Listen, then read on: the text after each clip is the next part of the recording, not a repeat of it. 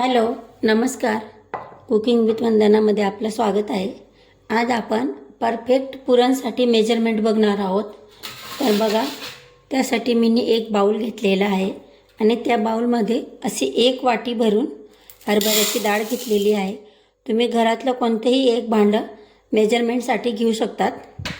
आता ही डाळला मी 2 ते 3 वेळेस पाण्याने स्वच्छ धुवून घेणार आहे. बघा, मी 2 ते 3 वेळेस पाणी स्वच्छ धुवून घेतलेले आहे. आता त्यामध्ये ह्याप्रमाणे पाणी घालून तिला अर्धा तासासाठी भिजत ठेवत आहे. जर तुम्हाला घाई असली तर भिजत नाही ठेवली तरीसुद्धा चालते, नाहीतर अर्धा तास जर भिजत घातली तर ती थोडी लवकर शिजते, त्यासाठीच, बाकी दुसरं काही नाही. तर बघा, आपली डाळला अर्धा तास झालेला आहे. आता मी त्याला एका कुकरमध्ये घेऊन घेणार आहे. तर बघा, डाळ कुकरमध्ये घेतलेली आहे. आता आपण 1 वाटी अशी डाळ घेतलेली होती, त्यासाठी मी इथं 2.5 वाटी असं पाणी घेत आहे.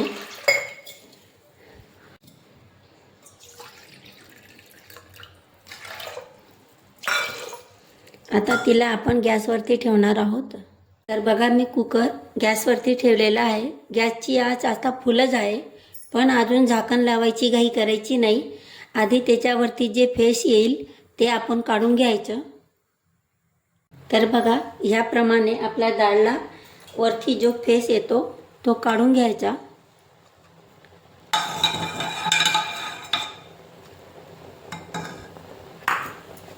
तर बघा, मी सर्व फेस काढून घेतलेला आहे. आता त्यामध्ये आपण चिमूटभर अशी हळद घालणार आहोत. हळद फक्त रंग येण्यासाठी घालतो आणि त्यात थोडं तेल घालायचं, जे करून आपली डाळ ओतू येणार नाही आणि एकदम मऊसर अशी शिजेल. आता तिचे आपण 7 ते 8 शिट्ट्या अशा करून घेणार आहोत. शिट्ट्यांचा अंदाज एकदम परफेक्ट सांगता येणार नाही, कारण काही ठिकाणी प्रेशर कुकर लवकर शिट्ट्या घेतो तर लवकर शिट्ट्या होतील, आणि काही ठिकाणी पाणीतसुद्धा बदल असतो. काही ठिकाणी बोरचं पाणी असतं ज्याच्यात डाळ लवकर शिजत नाही.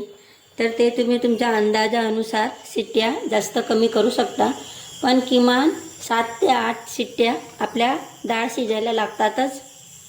तर 90% आपल्याला 7-8 शिट्ट्यांमध्ये डाळ शिजून होते. पण जर तुमचं पाणी थोडं बोरचं असलं तर आपल्याला एखादी शिट्टी जास्ती घेऊ शकता. तर बघा, 7 ते 8 शिट्ट्या झालेल्या आहेत. आता आपण आपली डाळ बघून घेऊ. बघा, डाळ आपली एकदम मऊसर अशी शिजलेली आहे.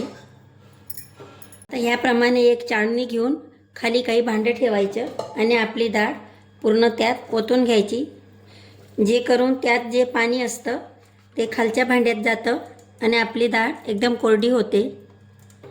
हेच पाणी आपण कटाच्या आमटीसाठी वापरत असतो. याचप्रमाणे 5 मिनटासाठी तरी आपण डाळ या चाळणीत राहू द्यायची, जे करून तिचं पूर्ण पाणी खाली निथरेल. तर बघा, आपली डाळचं पूर्ण पाणी खाली निथरलेलं आहे. आता आपण त्या चाळणीला याप्रमाणे एका भांड्याच्या वरती घ्यायचं आणि तिला चाळणीच्या सहाय्याने पूर्ण खालती गाळून घ्यायची. तर मग बघा, आपली डाळ व्यवस्थितशीर खाली चाळली गेलेली आहे आणि जे वरती थोडंफार जाडसर आहे ते आपण जे कटाची आमटी करू त्या पाणीत मिक्सरमध्ये ग्राइंड करून घालायचं, जे करून जे आपली वरची थोडी जाडसर डाळ आहे तीसुद्धा वाया जाणार नाही. तर बघा, एकदम मऊ असं आपलं डाळ झालेली आहे. आता आपण हीच कढई गॅसवरती ठेवणार आहोत आणि बघा, तीच कढई आपण गॅसवरती ठेवायची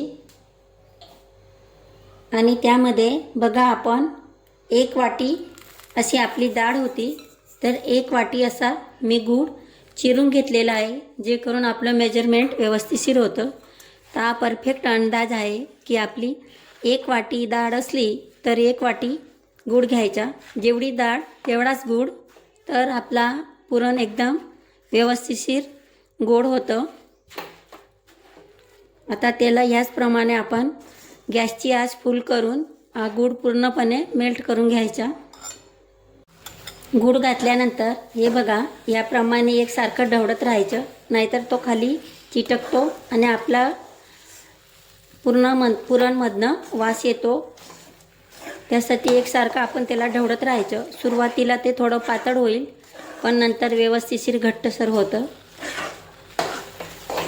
तुम्हाला हवं असलं तर गॅसची फ्लेम थोडी कमी करायची.